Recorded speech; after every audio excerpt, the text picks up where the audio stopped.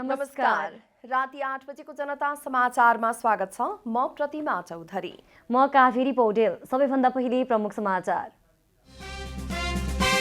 नेकपा एमालेको 10औं महाधिवेशन अन्तर्गत नयाँ नेतृत्व चयनका लागि अध्यक्ष सहित विभिन्न पदमा हुँदै सहमतिमा नभएपछि 3 पक्षबीच प्रतिस्पर्धा।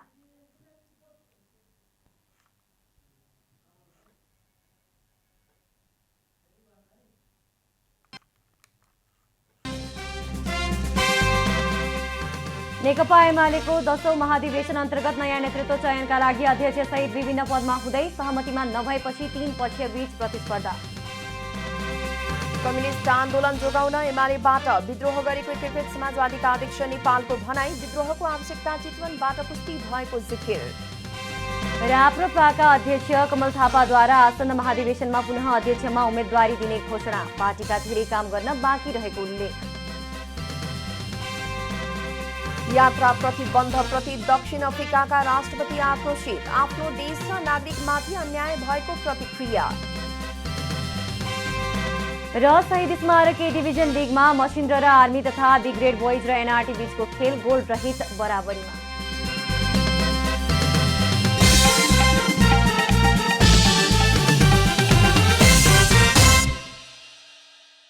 अब पुरा समाचार। नेकपा एमालेले यसअघि प्यानलगत अभ्यास बन्द गरेको थियो भने त्यो अभ्यास जीवित रहेको पाइएको छ। नवौं महाधिवेशनका अध्यक्ष केपी शर्मा ओलीलाई प्यानलको प्रतिस्पर्धालाई अन्ततः जीवित राख्न बाध्य तुल्याएको छ। नेकपा एमालेको विधानले प्यानलगत निर्वाचनलाई बन्देज गरे पनि अध्यक्ष केपी शर्मा ओलीले पहिले नै एउटा समूहको नाम सिफारिस गर्दा प्यानलको अभ्यास जीवित भएको छ। सशक्त देखिएको उक्त प्यानल विरुद्ध लड्न झन ठूलो शक्तिको आवश्यकता संस्थापन इतर पक्षलाई आवश्यक पर्दछ। एमाले उपाध्यक्षका उम्मेद्वार सुभाष नेम्बाङले वरिष्ठ उपाध्यक्षमा राखेको दाबीबाट ब्याक हुन पार्टीको आदेश सिरोपर गरेको बताएका छन्। महाधिवेशनको हलमा जाँदा समेत हलभित्रको प्रतिनिधिको क्षमतालाई अविश्वास गर्ने र पार्टी जीवनमा जस्तै अध्यक्षले शक्ति प्रयोग गर्ने हो भने लोकतान्त्रिक पद्धतिलाई यसले संस्थागत गर्ने देखिँदैन। एमाले भित्र देखिएको यस्तो अभ्यासले भने केही नेताहरूलाई फाइदा पुर्याएको छ। यो अवधिमा सजिलै फाइदा लिने नेताहरूमा शङ्कर पोखरेल, विष्णु रिमाल र रघुवीर महासेठ रहेका छन्। नवौं महाधिवेशनमा उपमहासचिवमा पराजित शङ्कर पोखरेल यसपटक भने महासचिव बनेका छन्। त्यस्तै नवौं महाधिवेशनमा सचिव हारेका नेता विष्णु रिमाल समेत अझ एक तह बढुवा भई उपमहासचिवमा पुगेका छन्। त्यस्तै नवौं महाधिवेशनमा पदाधिकारी र केन्द्रीय सदस्य दुवैमा हारेका रघुवीर महासेठले केन्द्रीय सदस्य सहित सचिवको पद पाएका छन्। उता नवौं महाधिवेशनबाट केन्द्रीय कमिटीमा निर्वाचित भएका टङ्क कार्की र सुरेन्द्र मानन्धर भने ओलीको रोजाइमा परेनन्। राति 3 बजे ओलीले पेश गरेको केन्द्रीय सदस्यहरूको सूचीमा उनी अटाएनन्। कार्कीले सचिवमा उम्मेदवारी दिएका छन् भने सुरेन्द्र मानन्धरले केन्द्रीय सदस्यमा उम्मेदवारी दिएका छन्। ओलीले पदाधिकारी छनौट गर्दा विश्वास गरेका नेता लालबाबु पण्डितले पदाधिकारीमा स्थान नपाएको भन्दै केन्द्रीय सदस्यमा पनि नबस्ने घोषणा गरेका छन्। पार्टीको 6औं महाधिवेशनबाट केन्द्रीय सदस्य भएका हालका सचिव भीम आचार्य पदाधिकारीको सूचीमा नपरेपछि उम्मेदवारी दिएर दोहोरिने प्रयत्नमा छन्। एमाले महाधिवेशनमा पदाधिकारी मात्र होइन केन्द्रीय सदस्यमा सिनियर नेताहरू नसमेटिँदा केन्द्रीय कमिटीका लागि समेत निर्वाचन हुने भएको छ। ओलीले पेश गरेको 301 जनाको सूचीमा नपरेपछि बागमती प्रदेशतर्फबाट खुल्लामा रामवीर मानन्धरले उम्मेदवारी दर्ता गराएका छन्। त्यस्तै मोरङका नेता घनश्याम खतिवडा समेतले ओलीको सूचीमा नपरेपछि खुल्लातर्फ नै उम्मेदवारी घोषणा गरेका छन्। प्रदेश 1 का प्रभावशाली नेता धर्मराज निरौला, कर्णाली प्रदेशका नेता योगेन्द्र बहादुर शाही केन्द्रीय सदस्यमा नपरेपछि आफ्नो प्रदेशको खुल्ला तर्फबाट उम्मेदवारी दिएका छन्। क्यामेरामा साजन थापाका साथ सन्त कुमार चौधरी र विकास पौडेल, चितवन। र थप जानकारी दिनका लागि महाधिवेशन स्थलबाट हाम्रा सहकर्मी विकास पौडेल हाम्रो प्रत्यक्ष सम्पर्कमा हुनुहुन्छ। विकास, 9 बजेदेखि मतदानको समय तोकिएको छ। के मतदान तय समयमै सुरु होला त? प्रतिमाजी, आज 3 बजेसम्ममा अन्तिम उम्मेदवारको नामावली प्रकाशित गरिने भनेर निर्वाचन आयोगले बताए पनि अझसम्म अन्तिम नामावली भने प्रकाशित भएको छैन। प्रारम्भिक नामावली प्रकाशित भएको थियो। यद्यपि अन्तिम नामावली प्रकाशित भइसकेको अवस्था छैन, जसले गर्दा अलिकति मतदानको समयपछि धकेलिने हो कि भन्ने अड्कल पनि गरिएको छ। यद्यपि अपेक्षा गरौँ मतदान सही समय नै सुरु होला। कति समय लाग्ला मतदानमा? मतदान सकिन कति समय लाग्ला? करिब मतदान 9 बजेदेखि 9 बजेबाट 1 बजेसम्म भोलि बिहान 1 बजेसम्ममा मतदान सक्ने र करिब त्यसको 4 घण्टामा मत परिणाम आउने हामीलाई निर्वाचन आयोगका अध्यक्ष विजय सुब्बाले जानकारी दिनुभएको थियो। केन्द्रीय कमिटीका कतिपय क्लस्टरहरूमा सर्वसहमति हुने लगभग निश्चित भइसकेको छ भने कतिपय क्लस्टरमा भने निर्वाचन हुने देखिन्छ। त्यस्तै पदाधिकारीका पनि कुनै पदमा भने अझै पनि निर्वाचन हुनेछ। त्यसका लागि 74 वटा भोटिङ मेसिन तयार पारिएको छ। यसका बारेमा हामी थप जानकारी नेकपा एमालेमा उपाध्यक्षका लागि उम्मेदवारी दिनुभएकी अष्टलक्ष्मी साक्यसँग लिँदैछौँ। उहाँसँग थप प्रतिक्रिया लिगौँ। स्वागत छ यहाँलाई। धन्यवाद। नेकपा एमालेको 10औं महाधिवेशनमा एक प्रकारको लोकतान्त्रिक अभ्यास अलिकति सङ्कुचन भयो कि भन्ने छ नि? त्यस्तो मलाई लाग्दैन। किन भन्दाखेरि लोकतन्त्रको हाम्रो अभ्यास भनेको एउटा सर्वसम्मत होइन, अत्यन्तै सबै मिलेर चाहिँ सर्वसम्मत ढङ्गले नेतृत्व निर्माण गर्ने, त्यो चाहिँ अत्यन्तै चाहिँ अब गाह्रो भए पनि त्यो महत्त्वपूर्ण अभ्यास हो भन्छु, राम्रो अभ्यास हो भन्छु। तर अर्को भनेको प्रतिस्पर्धा। त्यसरी यो दुइटैलाई चाहिँ हामीले स्वीकार्नुपर्छ। दुइटैलाई चाहिँ लोकतान्त्रिक अभ्यासको चाहिँ नमुना हो भन्ने कुराहरू ठान्नुपर्छ भन्ने लाग्छ। अब यो 10औं महाधिवेशनमा हामीले चाहिँ यसरी काम गरिरहँदाखेरि पहिलो हामीले सर्वसम्मतलाई चाहिँ प्राथमिकता दियौँ। वर्षक सर्वसम्मत गरेर नेकपा एमाले यो महाधिवेशनपछि एउटा एक दिका एक मना एक टाका साथ अगाडि बढ्न सकोस् न भनेर चाहिँ त्यो प्रयासहरू गऱ्यौँ। त्यो प्रयासमा चाहिँ अलिकति अब मिल्न गाह्रो भयो। अध्यक्षमै उपाध्यक्षहरूमा गाह्रो भयो। त्यसो भएको हुनाले हामी फेरि चाहिँ चुनावमा जानुपर्ने स्थिति आयो र जहाँ चाहिँ क्लस्टरहरूमा चाहिँ अब उम्मेदवारीहरू थप चाहिँ भयो नि त, सङ्ख्याभन्दा थप भइसकेपछि उहाँहरूसँग हामीले कुराकानी गरेर सहमति गरेर कतिले त अब सहज बनाइदिनु पनि भएको छ होइन, र कति क्लस्टरहरू त सर्वसम्मतै भइसक्यो, निर्विरोधै भइसक्यो। अब जहाँसम्म चाहिँ अहिले चाहिँ अब अध्यक्ष र खास गरी उपाध्यक्षहरूको निर्वाचन चाहिँ नै हुन्छ मात्रै हुन्छ होला भन्ठान्छु म। र अरू चाहिँ क्लस्टरहरू फेरि सर्वसम्मत गर्नको लागि चाहिँ अब अगाडि बढिराखेको छ, छलफल गरिरहेको छ। त्यसले अलिकति समय चाहिँ खाइराखेको अवस्था छ र अब छिटै चाहिँ यो सबै व्यवस्थित गरेर हामी चाहिँ अब मतदानमा चाहिँ जान सक्छौँ। 10औं महाधिवेशनको बन्द सत्रमा पेश गरिएको सूचीमा तपाईँ उपाध्यक्षमा पर्दा भुसाल पर्नु भएन, उहाँले उम्मेदवारी दिँदै हुनुहुन्छ। 9औं महाधिवेशनमा जित्नुभएका सचिव भीमाचार्य नपर्दा फेरि 9औं महाधिवेशनमा हारेका व्यक्तिहरूले बढुवा पाउनु भएको छ। तपाईँलाई कस्तो लागिरहेछ? अब हुन त अब पुरानो नयाँ भन्ने कुराहरू चाहिँ अब होइन, अब आफ्नै ठाउँमा चाहिँ योगदानको महत्त्व हुन्छ र पुरानोहरूलाई कदर गर्न पनि पर्छ र छुटाउनु पनि अब भरसक चाहिँ नहोस् भन्ने लाग्छ। नयाँ ल्याउने कुरामा पनि चाहिँ अब सोच्न चाहिँ जरुरी नै छ। तर यसो भनिरहँदाखेरि यसपालि चाहिँ जुन 10 बुँदे हामीले चाहिँ मानेर आइसकेपछि कम्तीमा पनि त्यो 10 बुँदेलाई चाहिँ आत्मसात गर्नको लागि, त्यसले स्थान पाउनको लागि पनि साथीहरूलाई चाहिँ तत्तर ठाउँमा चाहिँ जिम्मेवारी यथास्थानमा जिम्मेवारी दिएर चाहिँ अगाडि बढाएको भए राम्रो हुन्थ्यो भन्ने चाहिँ अब लाग्छ मलाई होइन। त्यस्तै गरिकन अन्य विभिन्न दलहरूबाट प्रवेश भएको छ नि त यहाँ त। नेकपाबाट माओवादी भयो, त्यसपछि चाहिँ अब अन्य अरू दलहरू पनि प्रवेश भएको छ। उहाँलाई पनि चाहिँ समेटेर चाहिँ लानुपर्छ र त्यसो भएको हुनाले त्यसरी समेटेर लगेर मात्रै नेकपा एमालेलाई एक टिकार एक मनाका साथ अगाडि बढाउन सक्छौँ भन्ने लाग्छ। र यसमा चाहिँ अलिकति अब यो जिम्मेवारी दिने सवालमा चाहिँ अब सङ्ख्या धेरै भयो, नेतृत्व धेरै ठुलो भयो होइन। तर चाहिँ अब पदीय हिसाबले कुरा गर्दाखेरि अझै चाहिँ हामीले विधान संशोधन गरेर थपेको कारणले गर्दाखेरि पनि अझ गाह्रो भयो। तर त्यसो भनेर फेरि चाहिँ अब सङ्ख्या पदहरू थपिँदै जाने होइन भनेर चाहिँ फेरि चाहिँ पुर्याउन सक्छौँ भन्ने कुरा लाग्दैन मलाई। त्यसो भएकोले हिजो एउटा महासचिवले चाहिँ हामी चाहिँ पार्टी चलाउँथ्यौँ होइन, पछि चाहिँ 2जनासम्म भयो, पछि चाहिँ फेरि अलि थप्यो, हुँदा आज चाहिँ यतिसम्म भयो। त्यसो भएको हुनाले पदीय कुरा भन्दा पनि व्यवस्थापन चाहिँ हामीले गर्न सक्नुपर्छ र पार्टीलाई कस्तो बनाउने, नेकपा एमाले पार्टीलाई कस्तो बनाउने, पार्टी महाधिवेशन पश्चात चाहिँ त्यो पार्टी चाहिँ कसरी गतिशील भएर कसरी अगाडि बढ्छ, कसरी विचारयुक्त ढङ्गले अगाडि बढ्छ, विधिसम्मत ढङ्गले अगाडि बढ्छ होइन, साँच्चै नै जनताको मनमस्तिष्कमा चाहिँ कसरी चाहिँ स्थापित हुनसक्छ भन्ने कुरा महत्त्वपूर्ण हुन्छ भन्छु म। त्यसलाई चाहिँ प्राथमिकता दिनुपर्छ।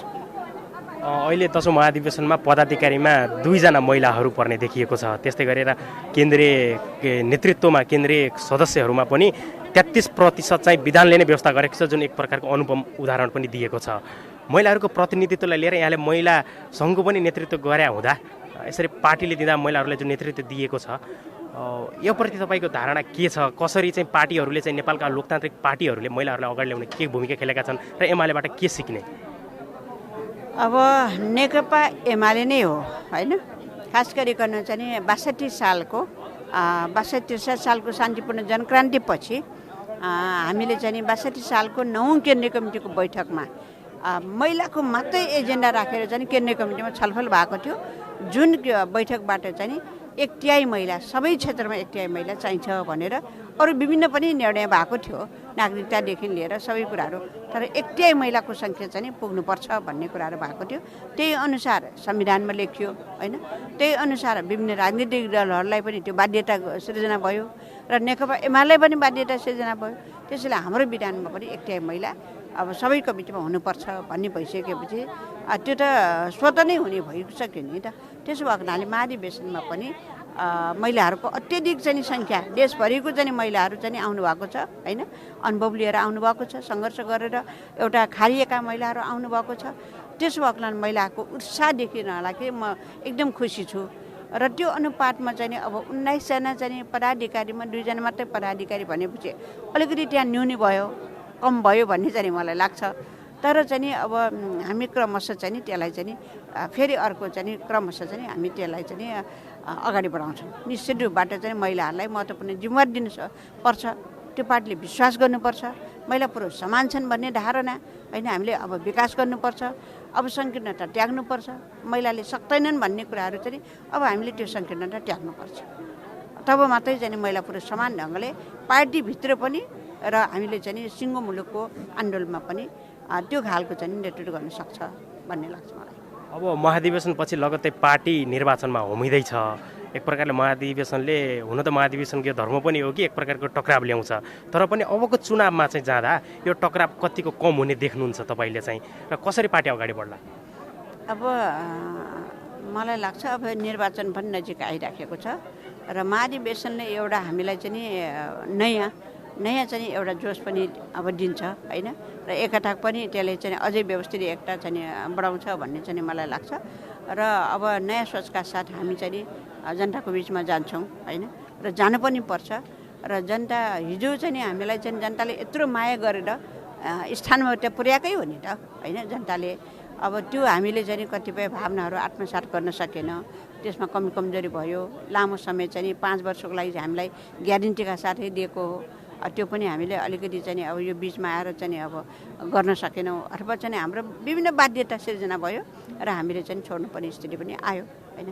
अब जनताको बिचमा चाहिँ हामीले चाहिँ निश्चित रूपबाट चाहिँ आत्मालोचित भएर कम्तीमा पनि चाहिँ अब जनमतलाई अझै चाहिँ सम्मानका साथ चाहिँ कदर गर्नको लागि जनताको बिचमा जानुपर्छ। र हामीले चाहिँ यो सन्देश दिनुपर्छ कि अब समृद्धि नेपाल, खुसी नेपाली नेकपा एमालेको नेतृत्वले मात्रै बनाउन सक्छ भन्ने कुराहरू हामीले सन्देश दिनुपर्छ। त्यो खालको काम गर्नैपर्छ। अर्को भनेको चाहिँ हामीले लोकतान्त्रिक संस्कार विकास गर्दै, संस्कृति विकास गर्दै होइन र सुशासन कायम गर्दै चाहिँ यो मुलुकलाई चाहिँ अगाडि बढाउनुपर्छ भन्ने कुराहरू हामीले नेकपा एमाले यो महाधिवेशनपछि चाहिँ सन्देश दिनुपर्छ। र नेकपा एमाले अब हिजोको भन्दा पनि अझै सुदृढ, अझै बलियो, अझै विचारयुक्त र विरिसम्बद्ध होइन ढङ्गले सामूहिक नेतृत्वमा प्रणालीमा विश्वास गर्ने गुटफुटबाट मुक्त भएको नेकपा एमाले यो ढङ्गले चाहिँ अगाडि बढ्छ भन्ने चाहिँ मलाई लाग्छ। हस्, धन्यवाद यहाँलाई। प्रतिमाजी, उपाध्यक्षका उम्मेदवार अष्टलक्ष्मी साक्यले बताउनु भएको छ महाधिवेशनमा नेताहरूको टक्राव भए पनि नजिकै आएको चुनावसम्म लिएर जाने सम्भावना पनि जीवितै छ बताउनु भएको छ प्रतिमाजी। हस् त, जानकारीको लागि धेरै धेरै धन्यवाद विकासजी। उहाँ हुनुहुन्थ्यो हाम्रा सहकर्मी विकास पौडेल। महाधिवेशन स्थलबाट उपाध्यक्ष पदका उम्मेद्वार अष्टलक्ष्मी साक्यसँग थप जानकारी लिँदै हुनुहुन्थ्यो। अब बाँकी समाचार। नेकपा एकीकृत समाजवादी पार्टीका अध्यक्ष माधव कुमार नेपालले कम्युनिस्ट आन्दोलन जोगाउनका लागि आफूहरूले नेकपा एमालेबाट विद्रोह गर्नु परेको बताउनु भएको छ। पार्टी निकट राष्ट्रिय जनसांस्कृतिक महासंघले शनिबार काठमाडौँमा आयोजना गरेको समाजवादी सांस्कृतिक कार्यक्रममा अध्यक्ष नेपाली कम्युनिस्ट आन्दोलन जोगाउनकै लागि आफूहरूले एमालेबाट विद्रोह गरेको बताउनु भएको छ। अध्यक्ष नेपालले एमालेमा विद्रोहको आवश्यकता थियो भन्ने तथ्य चितवनबाट पुष्टि भएको जिकिर समेत गर्नुभयो। त्यो चितवनको तपाईँ तमासा नै पर्याप्त छ, त्यहाँको कुम्भ मेला नै पर्याप्त छ। त्यहाँ फरक मत राख्ने व्यक्तिहरूमाथि जसरी अपमान भएको हामी समाचार पाइरहेका छौँ त्यो नै पर्याप्त छ। अध्यक्ष नेपालले र संविधानलाई छेदविच्छेद पार्न खोज्ने शक्तिहरूलाई मुक्त गरेर 5 दलीय गठबन्धन बनाएको दावी गर्नुभयो। कम्युनिस्ट आन्दोलनमा अब एमालेले योगदान गर्न नसक्ने बताउँदै अध्यक्ष नेपालले जबजको गफ हाँक्ने, कुनै जनवादी अधिकार प्रदान नगर्ने, विचारको बहस सञ्चालन नगर्ने र आदेश मात्रै पालना गराउने प्रवृत्तिले एमाले दक्षिणपन्थी बाटोमा गइसकेको टिप्पणी गर्नुभयो। विचारको बहसहरू सञ्चालन नगर्ने, आदेशको पालन गर्ने त्यो प्रवृत्तिले नै प्रश्न पार्दछ कि अब त्यो नेकपा एमाले कम्युनिस्ट क्रान्तिकारी दिशामा अगाडि बढ्न सक्दैन। त्यो अब अधोगतितर्फ गइसकेको छ, दक्षिणपन्थी बाटोतर्फ लागिसकेको छ। एमालेको प्रशंसा विदेशी दलालले मात्र गर्न सक्ने भन्दै अध्यक्ष नेपालले रापरपाका नेता कमल थापाले एमालेको महाधिवेशनमा एमाले नेतृत्वको उच्च प्रशंसा गर्नु शोभनीय नभएको जिकिर समेत गर्नुभयो। अध्यक्ष नेपालले हरेक परिवर्तनमा गीत सङ्गीतको महत्त्वपूर्ण भूमिका रहेको भन्दै नेपाल कम्युनिस्ट आन्दोलनलाई सांस्कृतिक हिसाबले विरोध गर्ने आँट गर्नु प्रशंसनीय रहेको बताउनुभयो। राजनीतिले प्रश्न पार्न नसकेको कुरालाई गीत सङ्गीतले प्रश्न पार्ने उहाँको भनाइ छ। कार्यक्रममा राष्ट्रिय जनसांस्कृतिक महासङ्घका अध्यक्ष कृपाराम शर्मा धमलाले पार्टीको नीति र कार्यक्रमलाई गीत सङ्गीतको माध्यमबाट जनस्तरमा पुर्याउन जनसांस्कृतिक महासंघ लागि परेको भनाइराख्नुभयो। कार्यक्रममा कलाकारहरूले भोजपुरी, तामाङ, नेवारी लगायतका देशभक्ति र पार्टीका विषयलाई लिएर विभिन्न साङ्गीतिक प्रस्तुति राखेका थिए। क्यामेरामा प्रद्युम्न सिंहका साथ महेश कठायत, काठमाडौँ। राष्ट्रिय प्रजातन्त्र पार्टीका अध्यक्ष कमल थापाले पार्टीको आसन्न महाधिवेशनमा आफूले पुनः अध्यक्षमा उम्मेदवारी दिने घोषणा गर्नुभएको छ। सोमबार काठमाडौँमा आयोजित कार्यक्रममा अध्यक्ष थापाले काठमाडौँमा मङ्सिर 15 गतेदेखि हुने पार्टीको महाधिवेशनमा पुनः अध्यक्षमा उम्मेदवारी दिने घोषणा गर्नुभएको हो। उहाँले पार्टीमा रहेर नगरी नहुने काम धेरै रहेको र त्यो काम अपुरो छोडेर आफू बाहिरिन नसक्ने बताउनुभयो। पार्टीलाई कहिल्यै फुट्न नदिने र नफुटाउने संकल्पका साथ पार्टीको अध्यक्ष पदमा आफ्नो उम्मेदवारीको घोषणा गर्दछु। अध्यक्ष थापाले नेकपा माओवादी केन्द्रका अध्यक्ष पुष्पकमल दाहाललाई राज संस्था सहितको प्रजातन्त्रलाई निषेध गर्ने गरी केही विषयहरूलाई अपरिवर्तनीय नदेख्न चेतावनी दिनुभयो। आफू बन्दुकसँगै खेलेर हुर्किएको भन्दै उहाँले दाहाललाई बन्दुक बोकेर जंगल पसेको धाक नलगाउन पनि चेतावनी दिनुभयो। जान बाध्य भयो भनेर तपाईले पटक पटक भन्नुभएको छ। यदि अहिले तपाईले हाम्रा मान्यताहरूलाई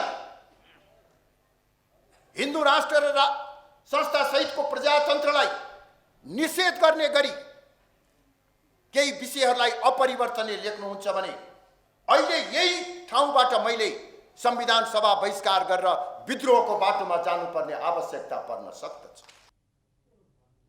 अध्यक्ष थापाले आगामी निर्वाचनबाट कांग्रेस र एमाले पछि तेस्रो ठूलो शक्तिको रूपमा राप्रपा उदाउने दावी गर्नुभयो।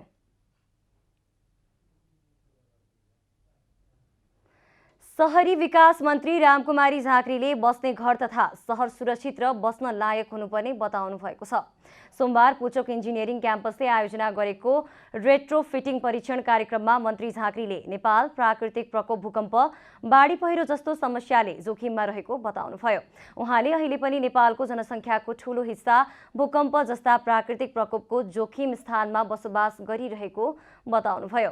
शिक्षालयहरूले जोखिम न्यूनीकरण गराउने जागरण ल्याउने गरी काम गर्न सके प्राकृतिक विपत्तिबाट हुने क्षतिलाई कम गर्न सकिने उहाँले बताउनुभयो। शहर पनि बस्न लायक र सुरक्षित हुनैपर्छ।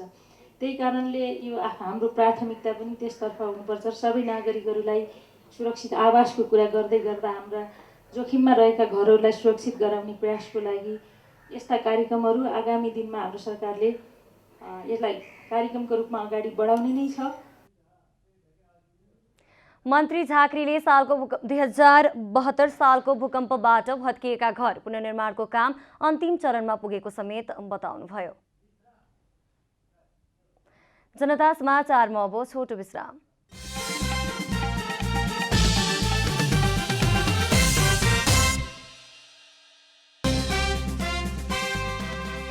नेकपा एमालेको 10औं महाधिवेशन अन्तर्गत नयाँ नेतृत्व चयनका लागि अध्यक्षसहित विभिन्न पदमा निर्वाचन हुँदै सहमतिमा नभएपछि 3 पक्षबीच प्रतिस्पर्धा।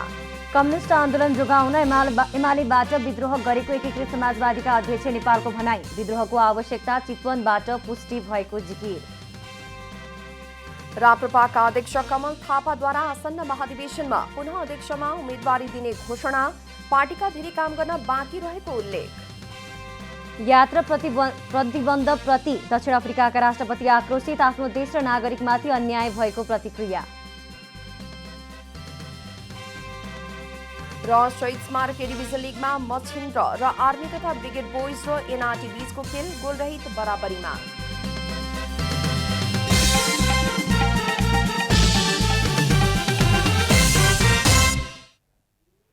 जनता समाचारमा अब थप समाचार। अर्थमन्त्री जनार्दन शर्माले अब चाँडै अनलाइनहरूले पनि सरकारी विज्ञापन पाउने बताउनु भएको छ। सोमबार प्रेस सेन्टर नेपाल काठमाडौँको तेस्रो जिल्ला अधिवेशन कार्यक्रममा अर्थमन्त्री शर्माले प्रेस काउन्सिल नेपाललाई कार्यविधि बनाई मूल्याङ्कन गरेर अनलाइनहरूलाई पनि सरकारी विज्ञापन दिन आग्रह गरेकाले चाँडै प्रक्रिया अगाडि बढ्ने बताउनुभयो। उहाँले त्यसका लागि प्रेस सेन्टरले पनि थप पहल गर्दा अझै चाँडै प्रक्रिया अगाडि बढ्न सक्ने बताउनुभयो। प्रेस काउन्सिललाई मैले आग्रह गरेको छु कि यो विज्ञापन सम्बन्धी कुराहरू अनलाइनहरूलाई पनि दिने लगायत गरेर कार्यविधि बनाएर दिनुहोस् भनेर मूल्याङ्कन गरेर दिनुहोस् भनेर मैले आग्रह गरेको छु। प्रेस सेन्टरले पहल गरोस्।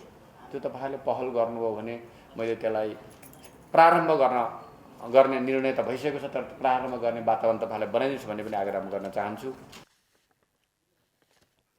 मन्त्री शर्माले नेपाललाई नयाँ मार्ग चित्रमा लैजान आवश्यक रहेको बताउँदै अब नेपालमा समाजवादी बाटो नयाँ बाटोको आवश्यकता भएको औल्याउनुभयो।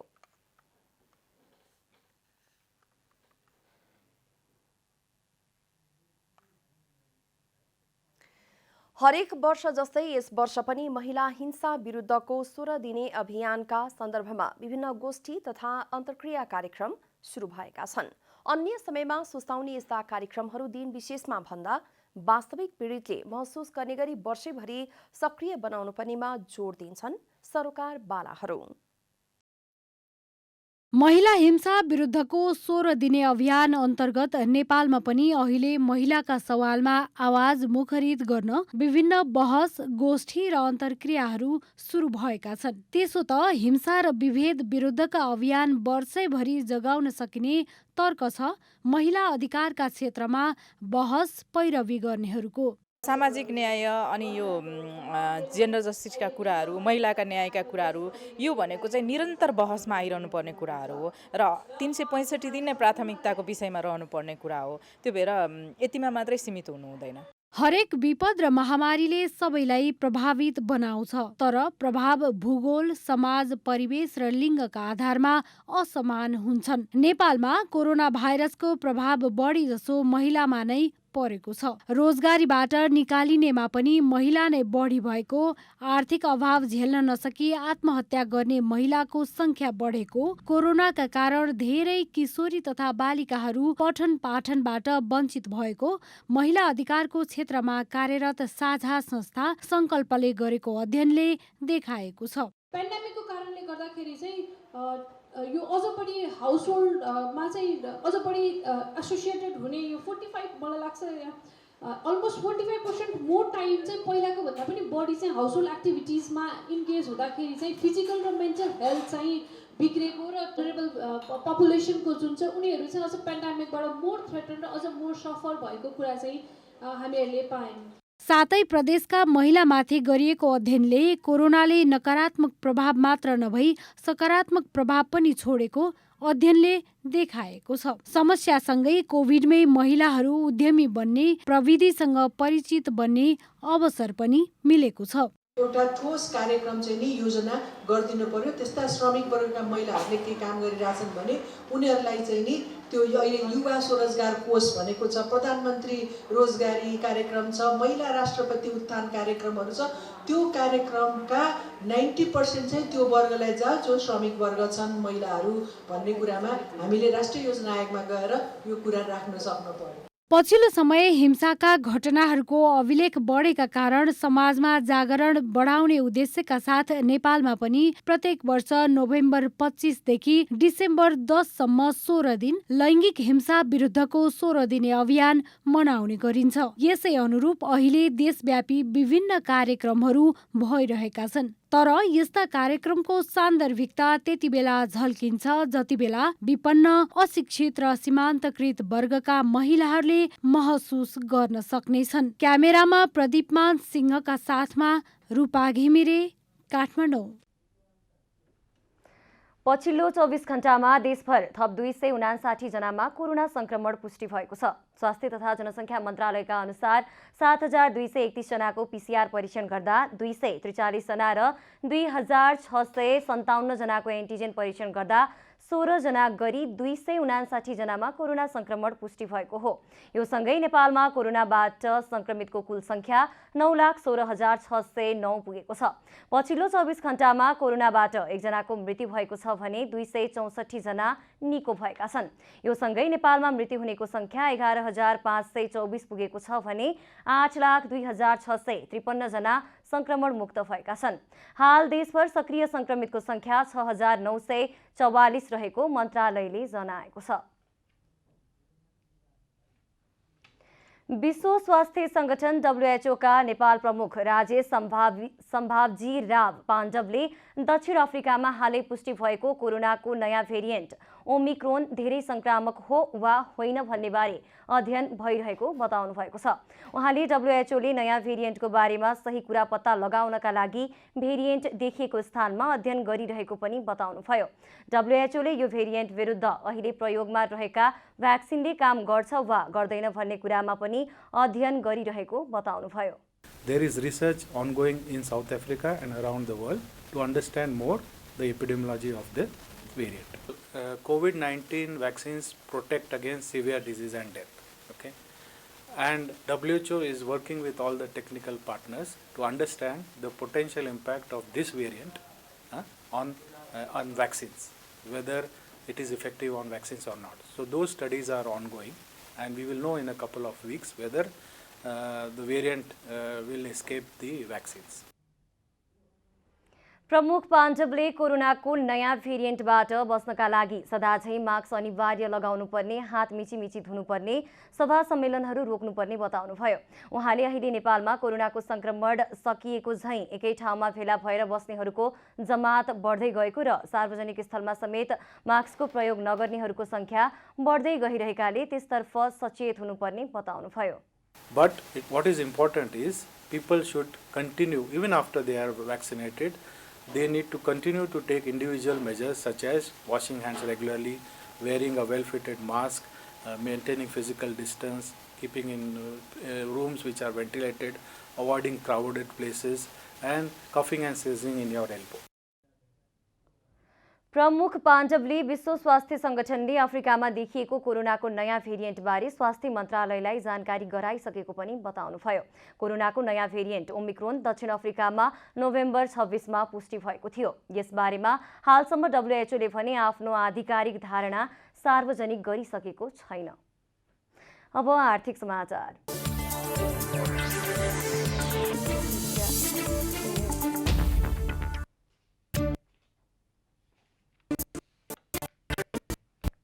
त्रिभुवन विमानस्थल भन्सार कार्यालयले विदेशबाट नेपाल आउने यात्रुले तोकिएको परिमाणभन्दा बढी सुन र सुनका गहना, मोबाइल फोन, ल्यापटप तथा मदिराजन्य पदार्थ ल्याएमा जफत हुने जानकारी गराएको छ। भन्सार कार्यालयले त्रिभुवन अन्तर्राष्ट्रिय विमानस्थल हुँदै नेपाल आउने नेपाली यात्रुले प्रचलित कानूनले दिएको सुविधाभन्दा बढी परिमाण र स्वरूपमा त्यस्ता सामग्री ल्याएको पाइएमा कानून बमोजिम कारबाही हुने स्पष्ट पारेको हो। यात्रुमा प्रचलित कानूनी व्यवस्थाको पर्याप्त जानकारी नभएको एवं अन्य अपरिचित व्यक्तिले ललाई फकाई त्यस्ता सामग्री पठाउने गरेको भनी बयान दिने गरेको विषयप्रति सो कार्यालयले गम्भीर ध्यानाकर्षण भएको जनाएको छ।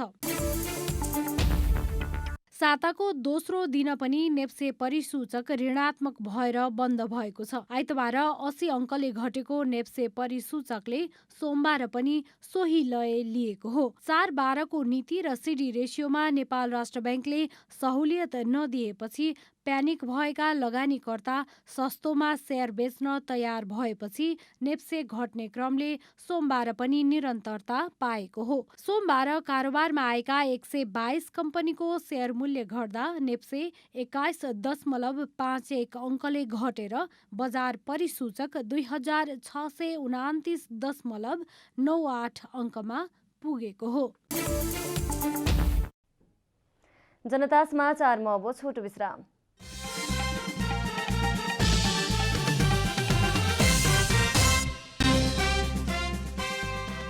नेकपा एमालेको 10औं महाधिवेशन अन्तर्गत नयाँ नेतृत्व चयनका लागि अध्यक्षसहित विभिन्न पदमा निर्वाचन हुँदै सहमतिमा नभएपछि 3 पक्षबीच प्रतिस्पर्धा। कम्युनिस्ट आन्दोलन जोगाउन एमालेबाट विद्रोह गरेको एकीकृत समाजवादीका अध्यक्ष नेपालको भनाई। विद्रोहको आवश्यकता चितवनबाट पुष्टि भएको जिकिर। राप्रपाका अध्यक्ष कमल थापाद्वारा आसन्न महाधिवेशनमा पुनः अध्यक्षमा उम्मेदवारी दिने घोषणा। पार्टीका धेरै काम गर्न बाँकी रहेको उल्लेख। यात्रा प्रतिबन्धप्रति दक्षिण अफ्रिकाका राष्ट्रपति आक्रोशित। आफ्नो देश र नागरिकमाथि अन्याय भएको प्रतिक्रिया। र शहीद स्मारक डिभिजन लिगमा मछिन्द्र र आर्मी तथा ब्रिगेड बोइज र एनआरटी बीचको खेल गोलरहित बराबरीमा।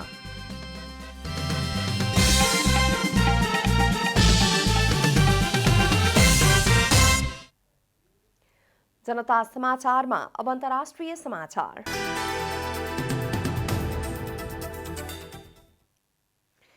कोरोना भाइरसको नयाँ भेरिएन्ट देखिएसँगै विभिन्न देशले लगाएको यात्रा प्रतिबन्धको दक्षिण अफ्रिकाका राष्ट्रपतिले विरोध गरेका छन्। राष्ट्रपति सिरिल सामाफोसाले यात्रा प्रतिबन्धले आफूहरूलाई गम्भीर रूपमा निराश र विचलित बनाएको उल्लेख गरेका छन्। यात्रा प्रतिबन्ध अन्याय रहेको र तत्काल फुकुवा गर्न उनले माग गरेका छन्। यात्रा प्रतिबन्ध संक्रमण रोक्न प्रभावकारी नहुने पनि उनले दावी गरेका छन्। आफूहरूको अर्थतन्त्रमा थप हानि हुनु पूर्व नै यात्रा प्रतिबन्ध फुकुवा गर्न उनले आग्रह समेत गरेका छन्। अमेरिका, बेलायत, युरोपियन युनियन सहितले दक्षिण अफ्रिका र उसका केही छिमेकी देशबाट हुने यात्रामा प्रतिबन्ध लगाएको हो। विश्व स्वास्थ्य संगठन WHO ओमिक्रोनलाई गम्भीर चासो र चिन्ताको भेरिएन्ट भनेको छ। WHO यात्रा प्रतिबन्ध भन्दा पनि विज्ञानमा आधारित सावधानीका उपायहरू अपनाउन आग्रह गरेको छ। तर ओमिक्रोन भेरिएन्टलाई लिएर चासो र चिन्ता बढ्दै जाँदा विभिन्न देशले पछिल्ला केही दिनमा प्रतिबन्धात्मक नियम भने लागू गरेका छन्। पेरुको उत्तरी क्षेत्रमा 7.5 म्याग्निच्युडको भूकम्प जाँदा जनजीवन अस्तव्यस्त बनेको छ। भूकम्पबाट एउटा चर्चसहित दर्जनौं भवन भत्किएका छन्। त्यस्तै भूकम्पमा कम्तीमा 10 जना मानिस घाइते भएका छन्। भूकम्पपछि निरन्तर पराकम्प गइरहेको अन्तर्राष्ट्रिय सञ्चार माध्यमले जनाएका छन्। भूकम्पको गहिराई 131 किलोमिटर रहेको पेरुको भू सर्वेक्षण केन्द्रले जनाएको छ। भूकम्पबाट 75 घर भत्किएको नागरिक रक्षा अधिकारीहरूले जनाएका छन्। भूकम्पले छिमेकी इक्वेडरमा पनि सामान्य क्षति पुर्याएको छ। भूकम्पको केन्द्रबिन्दु साता मारिया डी निवास शहरबाट 98 किलोमिटर पूर्वमा रहेको थियो। सो क्षेत्रमा अमेजोनियाली आदिवासी बसोबास गर्ने गर्छन्। भूकम्प गएपछि मानिसहरू घरबाट बाहिर निस्किएका थिए। भूकम्पपछि सडक भत्किएका छन् भने केही क्षेत्रमा विद्युत आपूर्तिमा अवरोध भएको छ।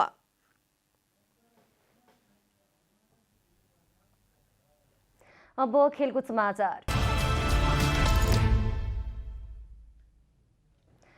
शहीद स्मारक ए डिभिजन लिग फुटबलमा साबिक विजेता मचिन्द्र एफसी बराबरीमा रोकिएको छ। सोमबार भएको खेलमा मचिन्द्रले साबिक उपविजेता त्रिभुवन आर्मी क्लबसँग गोलरहित बराबरी खेलेको हो।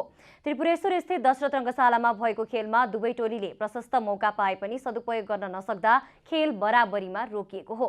यसैगरी सोमबार नै भएको पहिलो खेलमा पनि बी ग्रेड बोइज क्लब र न्युरो टिम एनआरटीले पनि गोलरहित बराबरी खेल्दै अङ्क बाँडेका छन्। बराबरीसँगै बी ग्रेडले 2 खेलमा 4 अङ्क जोडेको छ। पहिलो खेलमा बी ग्रेडले विभागीय टिम एपीएफलाई पराजित गरेको थियो। अन्त्यमा आजको डायरी।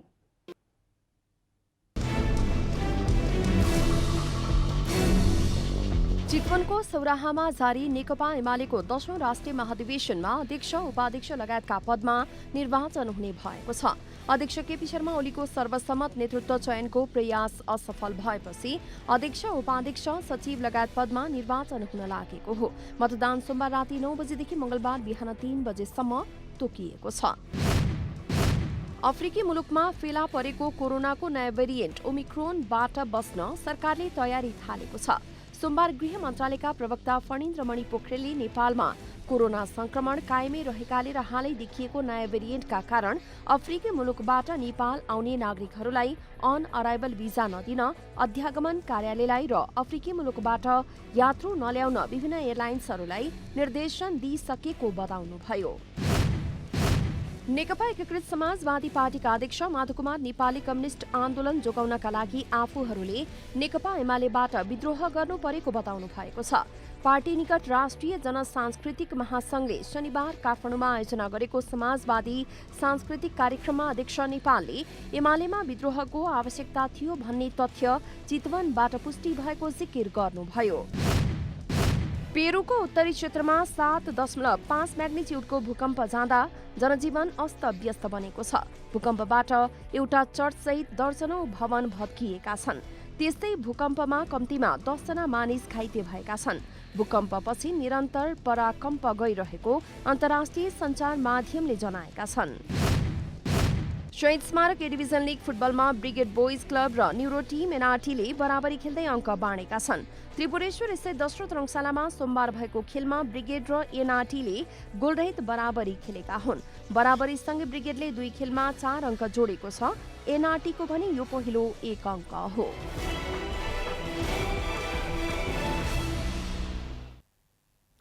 जनता समाचार हेरिलाई यति नै। जनताद्वारा जनताका लागि प्रसारित जनता टेलिभिजन हेरिरहनुहोला। नमस्कार।